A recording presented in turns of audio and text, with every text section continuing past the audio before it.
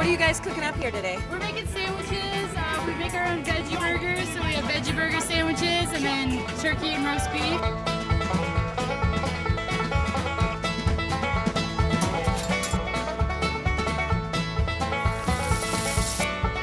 This is our Funky Punky: turkey, provolone, tomatoes, avos, onion, salsa, and mayo.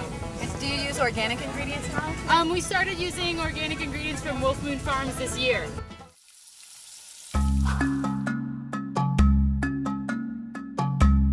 All right, we're here with Rosca. They're located in Old Town, Fort Collins, right near. Where do you right near? You're right near Laurel and Laurel and College, right there. and College. Laurel and College, right on the corner of Laurel and College. And tell us your name. My name is Hannah.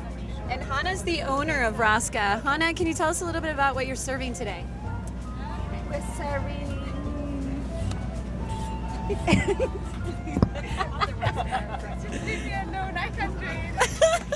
She's serving Rosca chicken, their famous Rosca chicken, buffalo stew, chickpea stew, spinach greens, sweet yams, all kinds of stuff that they also serve in their restaurant. Can you tell us a little bit about the food preparation? Are you guys using organic stuff? Yeah, most of our food is organic or natural. Our buffalo is from Lakota tribe. They have a booth here also. And what is your name? I'm Sophia. I'm Hannah's daughter. Very nice. Excellent. Is this your first time at Rocky Mountain Sustainable Living Fair? No, we had a few shows in a row. So yeah, we've done it for a couple of years now. Excellent. Thank you. And what do you think your best seller is out here at the show? People like to try the chicken, and they like, actually they like everything. So I don't know, it depends on the person, I guess. Very nice. Thank you.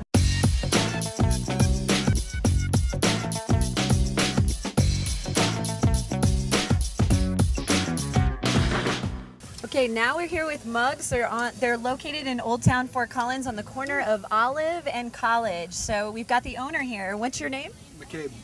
McCabe. Can you tell us a little bit about what you're serving today? Sure, we're serving an assortment of our cookies, baked goods, Rice Krispie treats, brownies. Libby over here made some pumpkin bread and banana bread for the fair. We have all of our bottled drinks that we serve, our hot coffee, iced toddy, lemonade. We got a whole selection of stuff from the shop to bring here to the fair. So. Very nice. And can you talk a little bit about the sustainability aspect that you have in the shop? Because you guys are fairly unique for that. Yeah, there's lots of different facets we try to keep our shop as sustainable as possible through the energy consumption we have, as well as the biodegradable supplies that we use to serve our product. Also, a lot of the employees really participate by following the instructions that are on our sinks and light switches and everything to try to conserve energy as much as possible when it comes to using those utilities. We're wind powered at the shop. We offer composting and recycling. We grow our own sprouts and wheatgrass. The list goes on. We really try to tackle lots of dynamics of the shop to make it as sustainable as possible. Yeah, and I just want to highlight that again. He said they do in-house composting or compost collection. So it's one of the only shops in town that does that. And I found that really intriguing. Yeah, we're going to be working with A1 Compost, with the company we've been working with. So. Very nice. And can you tell us what's a specialty drink that you have at Mugs that we may not see other places? My favorite drink is agave from Madhava. We mix in our iced toddy with a little splash of half and half from Morning Fresh Organic Dairy. So. And what's the iced toddy? Can you explain that? Yeah, sure. Iced toddy is unique in the shop because we basically do a cold 24-hour toddy brew process, which is 5 pounds of coffee and about 3 gallons of water. It sits overnight for 24 hours, pulls all the flavor and just delicious flavors out of the coffee, and then that's a concentrate. We water that down a little bit, and that's our iced coffee. So. Very nice. And oh no, they're catching me. Oh no, sorry. Okay. Anyway, thanks so much. We're over here at the Mugs stand at the Rocky Mountain Sustainable Living Fair. And I noticed this product here, and here is the creator, so we'd like to hear a little bit about it. Can you tell us what this is? Yep, well, it's a Charlie bar. It's it says on our little flyer here, it's a raw whole food bar with no preservatives, no additives, nothing processed. It's just, it's kind of the same story that you kind of get on a lot of the back of the energy bars and power bars, but I was sick and tired of eating bad tasting ones and cardboard, and so yeah, I just decided to go at it and make my own, and this is second day that it's been out, and then it'll be available starting on Monday at Mugs. Is Mugs the first place that you're going to be putting it out? Yep. And then Very nice. now that I have a final product, I'll start being able to shop it around a little more. Yeah, I like the part where it says for if you have any comments or if you want to give feedback with that, you've got your information there, so that's kind of cool. Also, I'm noticing it looks like a cog of a bicycle. What's the connection with bikes? Oh, I'm a mountain biker. Nice. I have been for a long time, and probably doesn't look like it, but but yeah, no, just it's kind of important to me. So a lot of my friends are. It's not directly marketed at bikes, but Bike culture. yeah. And then we have, Yeah, I've noticed too. This is a good source of materials too to make my displays. So I use all recycled bike parts and build them ourselves. Can you talk a little bit about the sustainability of the product? Is there any organic in there, ingredients? Is it locally, well, it's locally produced, but... Locally produced, there's some products that are going to be hard to get, like, excuse me, we don't have dates grown in the state or anything like that, and I'm trying to source as much as I can locally. Unfortunately, not everything I can, but I'd say about 85%, 75% of the ingredients are organic. Great, and you're from Fort Collins, so... Yeah, I've been here for like almost 10 years now. So. Very nice. Well, it's nice to know us mountain bikers have a different product to try, so we're not eating the cardboard all the time. Absolutely.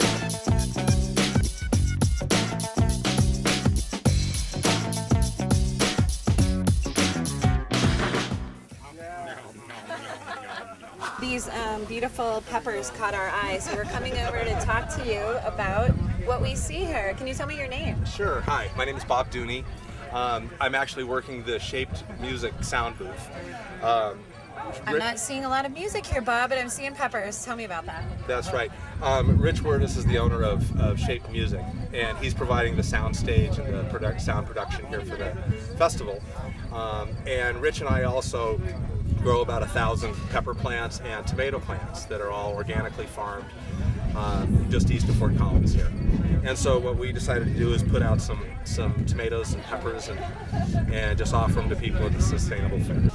And this was sort of an experimental year this year where, as opposed to using organic pesticides and herbicides, which I think are fantastic, we went for a shot of doing nothing intentionally.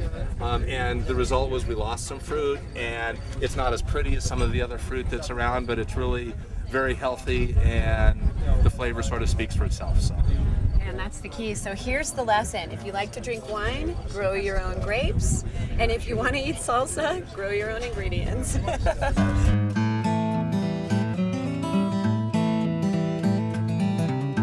My favorite tomato in the whole world. If you make homemade ketchup, you'll never go back. These are good.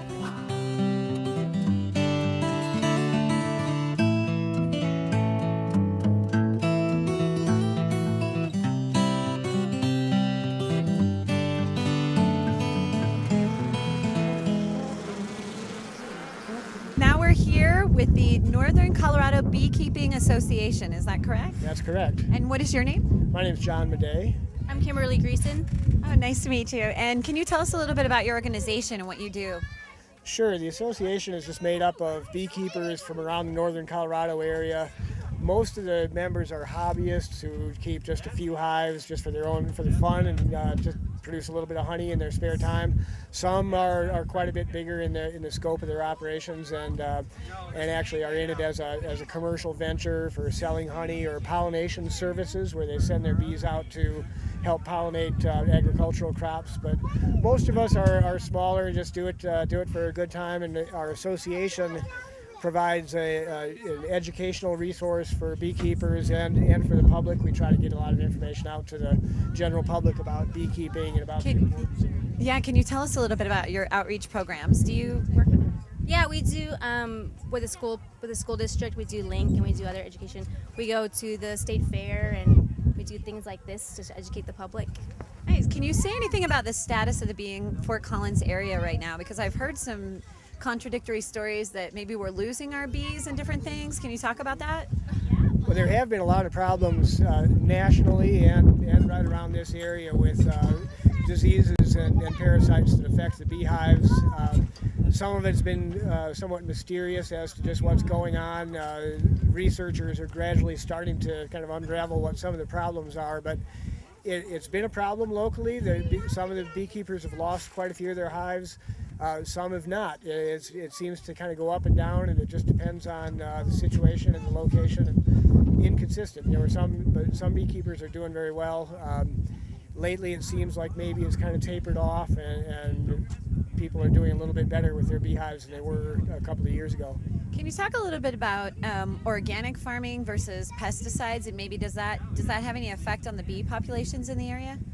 Well, pesticides can be a problem for bees. In fact, we were just talking about that here. It's not a huge problem for most beekeepers if they're aware of what kind of pesticide activity might be going on, if they communicate with the farmers in their area or wherever they keep their bees, and just make sure that there's some communication as to when there might be some spraying. But it certainly is simpler if it's an organic situation and they don't have to worry about pesticides.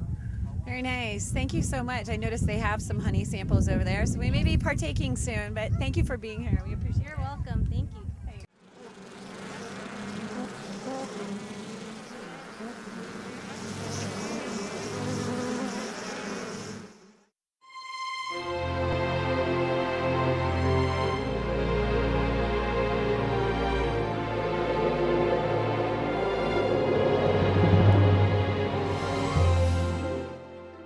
Another flashy sign caught my eye, Bacchus Meadery. If you know what Bacchus means, it's definitely a party going on over here. So I've got, can you tell me your name, actually? Jason Cattell.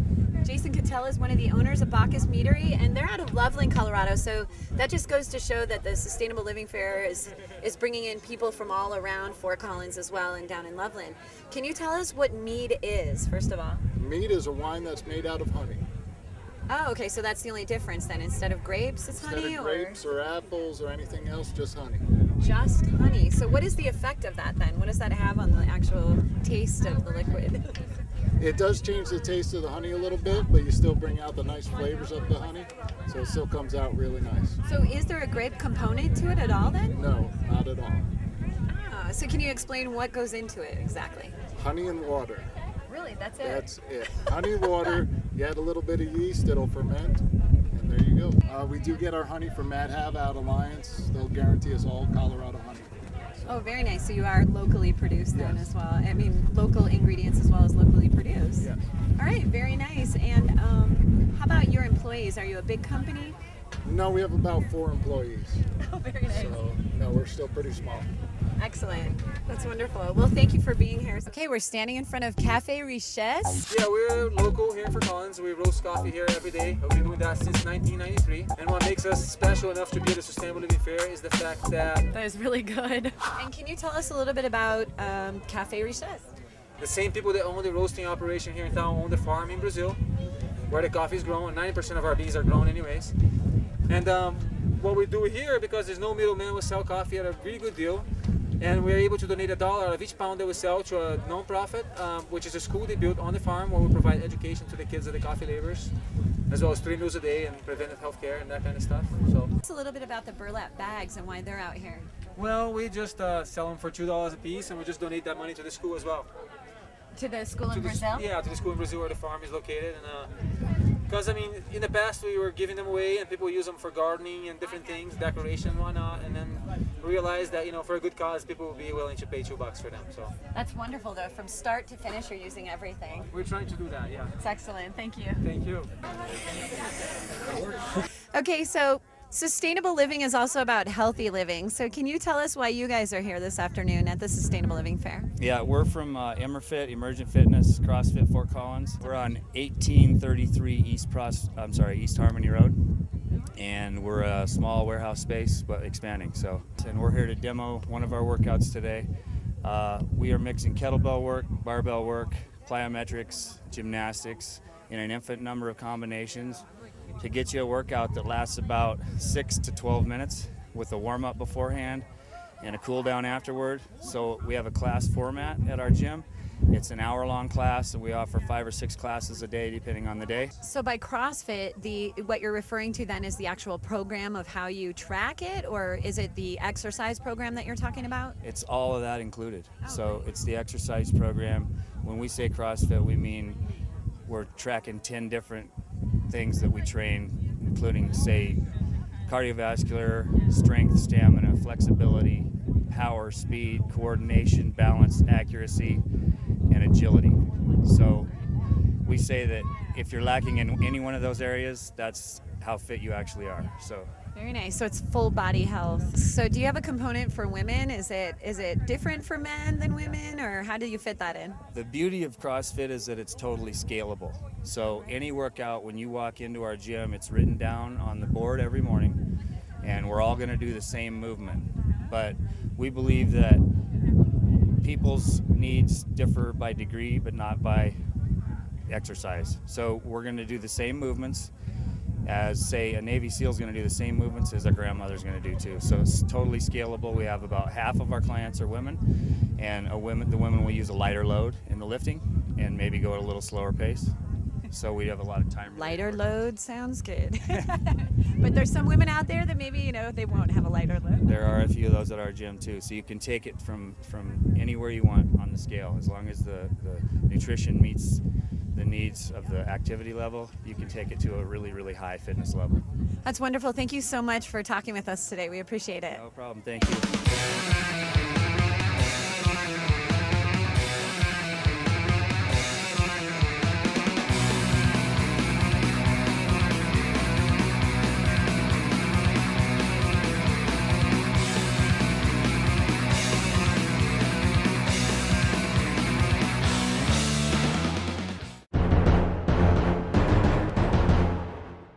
We're here with Wonder Woman at the Rocky Mountain Sustainable Living Fair. Can you tell us why you're out here today? Well, even a Wonder Woman needs help sometimes. All-Star Cleaning are more than happy to help. Keeping our houses organized, isn't that the truth? Doing it green. Green cleaning. Can you tell us what that means exactly? All natural cleaning products are natural all-purpose cleaners made with coconut oils, essential oils, along with other products that we use. They're all biodegradable and non-toxic. Okay, so one question us ladies might have is, does it really clean as well? It does. It does. It cleans well, and it smells even better than those commercial products. Because it's the natural scent then, It right? is. It is. Nice. And what effect does that have on the environment, cleaning green? Cleaning green, well, it has a big effect on the environment, of course. We're not putting a lot of chemicals down the drain, exposing our families to all those chemicals. Right, and I think that's key. A lot of people don't, when they say environment, they're thinking extraneous outside the home, but you're talking about within the home, even keeping your environment green. Yeah, kids are touching surfaces, little babies putting things in their mouths. We don't want to put Clorox in our mouths. So we can still be clean and be green. We can.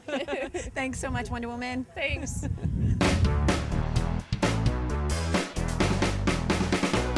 Here we are at the alpaca tent at the Sustainable Living Fair 2009. You can see they've won many awards. We've got a girl in there and looks like she's been working with the alpaca, and here she is live. What's your name, little girl? I'm Avery Rogers. Avery, it's nice to meet you. And who do we have here? Mark Rogers. I'm Billy Rogers. Nice to meet you guys. And can you tell us a little bit about what you do with the alpacas that you've won your ribbons for? Well, we have won them for fleece shows and for some costume shows. So are you creating costumes with the fur of the, well, first of all, is it fur or hair? What is on the alpaca? Well, it's fur, but you call it fiber. It's similar to a sheep's wool, but a lot finer. Oh, okay. I've felt scarves made out of it before, and it felt really nice. Very soft, yeah, very soft. It's a luxury fiber. So where are you guys out of? Well, we're out of Bennett, so we're just east of Denver on I-70. Can you tell me a little bit about the products you have here today? Sure, we have all sorts of products that are byproducts of the alpacas. Most of them are fiber products like the socks that we have. The wool from alpacas, or the fiber from alpacas, is 5 times warmer than wool. And it's also hypoallergenic, so most people that are allergic to wool aren't allergic to alpaca fiber. And it doesn't have that itch factor either. And it's incredibly soft. If you feel inside there, you'll see how soft that alpaca fiber that's is. very nice, very nice. I think I could have some slippers made out of that. But we make a lot of different products out of the alpaca fiber, with socks and gloves, And we actually use a lot of the other byproducts from the alpacas, including their compost. So the eco-friendly manure and fertilizer for our plants. And we make different, like tea bags for you to fertilize your plants, and crystals. And then this is another product, byproduct of the alpaca's fiber, and this is actually a rope that was requested from somebody that wanted a natural fiber that was strong and durable, but yet wicked away moisture and didn't stretch. And alpaca fiber just happens to fit all those requirements. So, that's wonderful. yeah, and so you've got compost crystals. So do you put those into your soil? Is that? That would be Billy's. You put those in flower pots. They have the compost, the manure tea already in the crystals. So you put those around your flower pots. They add moisture and fertilizer to the soil all at the same time. Oh, truly sustainable living. They use every part of the animal and the byproducts. I like that. Also, alpaca comes in 22 different natural colors. You can see all of these yarns here are all natural and undyed. So you don't have to use any harsh dyes that might damage the environment. Also, alpacas don't have lanolin in their wool, or in their fleece, like wool does. So you don't have to use harsh chemicals to wash all that lanolin out. Once again, it's much more friendly to the environment. Okay, I want to meet the alpaca that looks like this one. That is Chardonnay and Beccaccino. Their names are on the skeins. Oh, the names of the alpaca that it came from? Chardonnay is white and Beccaccino is brown. Oh, that's so cute. Yeah. All of the yarns have the animals' names on them. Oh, that's wonderful. And it is incredibly soft when I'm touching it. This is much better than the wool. Now I know what I'm going to be using this winter.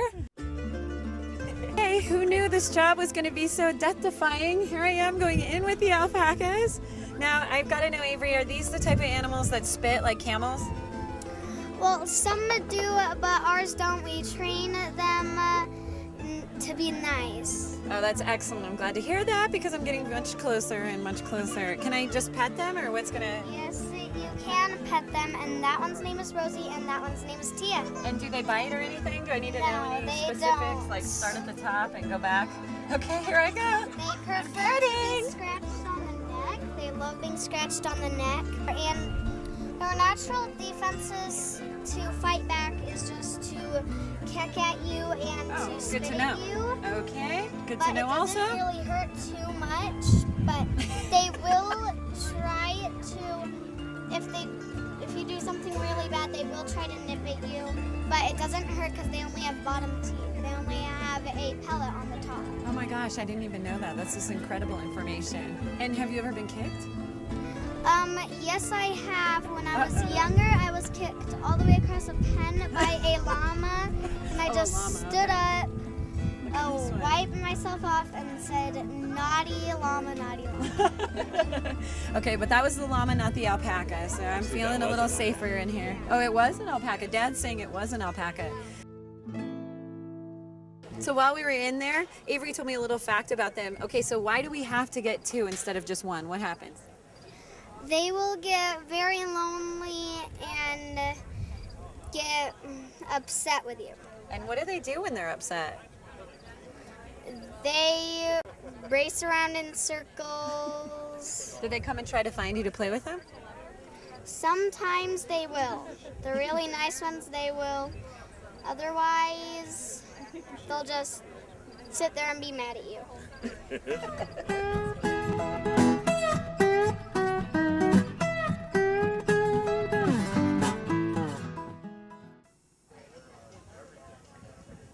Hi, can you, first of all, why don't you tell me your name? Jason Washoe. I'm from Wisconsin, Madison, so. Wisconsin. Long ways from home, so. I know you can hear it, Wisconsin. You're Yes, from sir. Wisconsin. Okay, what brought you all the way to Fort Collins today? What do you got here? My brother actually lives here, got me into this this kind of environment. I use sustainable wood from sustainable forests out in Madison. So he said this, it's a great environment. Come down here, fits the bill. And I can shack in with him and try and sell some boards. So Wisconsin has sustainable forests then, or what do they have there? That well, we just get wood from sustainable forestry. Different farms, they would most likely use it as firewood. And we say, hey, give me that log. It looks straight enough. We'll use it in some boards. So it's good for the environment. And people like that about it, so that I'm not out cutting down and using grade A stuff and stuff that isn't already dead. Most of this wood is already dead when it's cut down, so it's really good. And it's cheap too, so that's good. And tell us what your products are here. They look wonderful. I see all different kinds of designs and things. I don't know if you can see this. Look at the inlay on this. They're cutting boards. They're made to last a lifetime. They have a warranty on them and a guarantee. They actually have steel rods running through the thickness with washers and bolts, which just hold it all together. Nice. And I see so they're indestructible. Basically, Sherman tank couldn't take these things down. So yeah, they're built to last. Yep, we need our cutting boards to be indestructible, especially when we're trying to wash them. Another thing is it secretly kind of promotes healthy eating, you know? People aren't going to buy these and go out and grab a burger and cut it. You know, they're going to get some produce, from gardens and stuff like that. And a lot of people around Madison, Wisconsin do that too. So excellent. I'm noticing there's numbers on the side of these. Is that anything to do with the design? They're all serial numbered. They're all different. So you're looking at 62, I think is my last one. These are brand new. So they're all different. So I keep them numbered. So if you buy one, you're registered it, and I know exactly what kind it is, what style, what size, and all that. So it's just a little bit for record and stuff like that. It keeps it more of a personal touch, for just customer relations, stuff like that. So right. So not only is it a cutting board, though, and is it practical, but it also sounds like it's a piece of art. Is basically what you're saying, an original piece of art that you're keeping track of. It's functional art, and that's it's one thing that's a little perk that people come by and say, oh, it's so beautiful, we can use it. And a lot of people don't use them. I go to their house and it's leaned up against the backsplash, and they don't use it. And I go, you can send it back to me and I can refinish it for free, and it's just a great experience. I know I might be one of those people. I'm looking at some of these designs and I'm thinking, I don't know that I would use it. Come take a gander, though. There's a bunch of them, a couple different sizes. So just expanding. Just started last year, end of November, so fairly new. Taking baby steps right now. So great. Well, welcome to Sustainable Living Fair, and thanks for letting us interview. Thank you. You're welcome.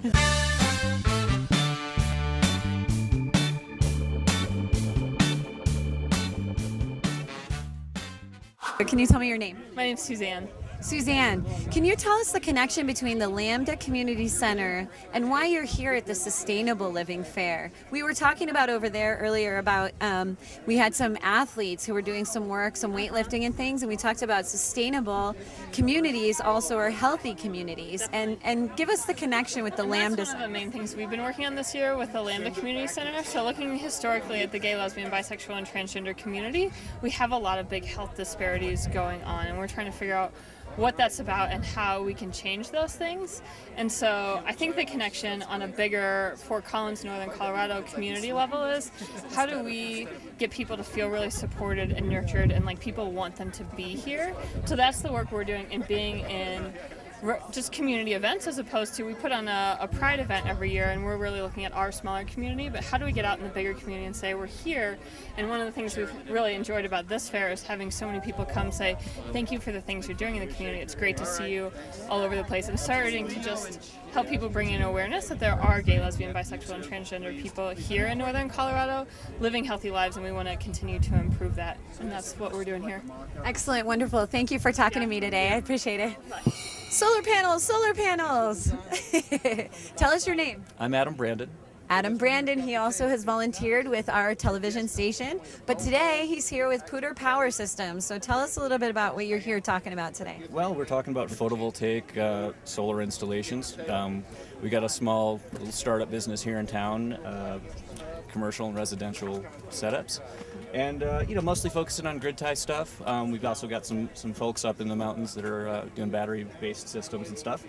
But yeah, so what we're trying to do is get these up on people's roofs. You get these are only two, these are 175 watt panels. We do something more like 12 or 14 of these, get them in on a big array, goes down into an inverter, syncs up to the grid power, and it'll spin the meter backwards when the sun's shining, basically, and you're not using a lot of power. And then what happens is it'll then clock your meter backwards and subtract stuff off your meter for your usage. So you kind of bank power during the day, and then you kind of use it during the night. And, helps offset people's power use. Can you talk about how that has an effect on the overall community? Does the city of Fort Collins buy that power from you, or does that just help your own individual bill? Well, what we try to do basically is we size the system to try and net out people's annual power usage. So, on the city of Fort Collins utility bill specifically, they show your last 13 months of usage. So we kind of you can kind of tally that up and say, okay, this is what your total was, and then from there we can kind of size a system to say, okay, well then you need 2 kilowatts or 4 kilowatts or 6 kilowatts to kind of zero out your power usage. Yeah, and then from there, then it's all kind of figuring out if you've got enough roof space or you've got enough space for a ground mount that doesn't get shaded all day long. And that's what I was going to ask, because I know a lot of people, their concern with solar power is, oh, do I have the space? My roof's small. It doesn't face towards the sun. Can you talk a little bit about how you meet those challenges with your company? Well, I mean, it's all site analysis. We've got a pretty handy little solar computer, you could call it. It's called a Solmetric, and what you do with that is it's got a little fisheye camera on it. You come out and you make sure we get it level, we get it pointed due south where we want the array, or where we think we want to put the array. That has a little fisheye camera on it that snaps a full 180-degree photo, and then the computer in it actually knows, since it knows that we're south, or we're facing south, that we're level, and that it knows our latitude and longitude. It's got a little GPS on it.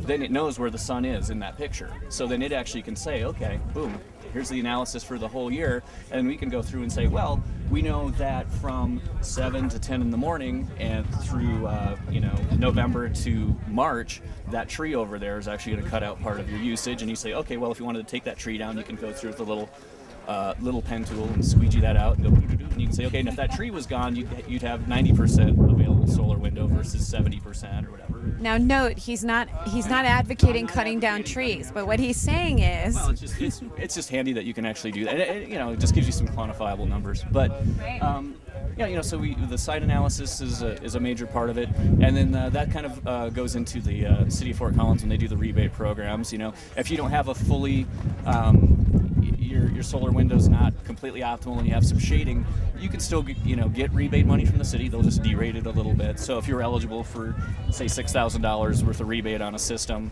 and they release funds, not all the time, but when they're releasing funds for solar rebates, then they can derate it a little bit. So they might say, okay, well, if you're eligible for $6,000, then we're going to take 15% off of that, and then so you might get 5. Yeah, so you still get a good chunk of rebate money from that. Very nice. So to all the solar naysayers out there, it's obvious they're making it a lot more difficult to avoid getting solar power. Excellent. It sounds like it's becoming a lot easier. Well, yeah, it's good stuff. It's just something that we believe in and love to do. So. Excellent. Thank you for letting us talk to you today. All right, thanks, excellent. Bye. 10,000 villages. Hi, what is your name? My name is Lynette McGowan.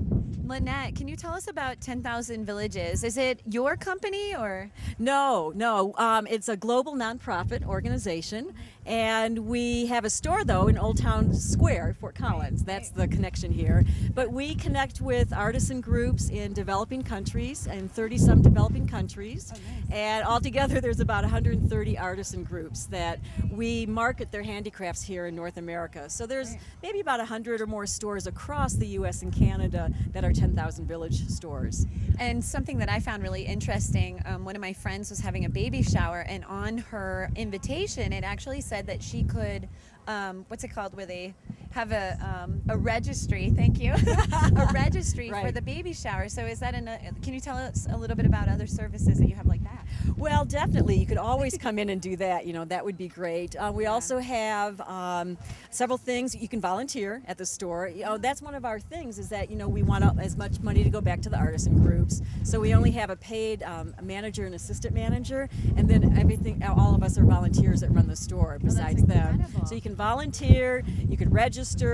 If you have a small nonprofit, or not even small, if you're a nonprofit or a school, you can give a Giving Twice night, which is the last few hours of the day of that particular day that's your day. A certain chunk of that goes back to your nonprofit, and then some goes to the store. The rest. But it's a way to give twice, in terms of money into the store to the artisans and money for your school or nonprofit. Oh, it's an incrediul service to the community. We really appreciate that. And can you tell us a little bit about the products that you bring into your store? Right. The products are all handcrafted, so when we connect with these artisan groups, they're doing what they do, whatever craft is, natural to them, is traditional, indigenous. Sort of stuff. We really look at the sustainability of what they're using, in terms of products, that there is a sustainable source.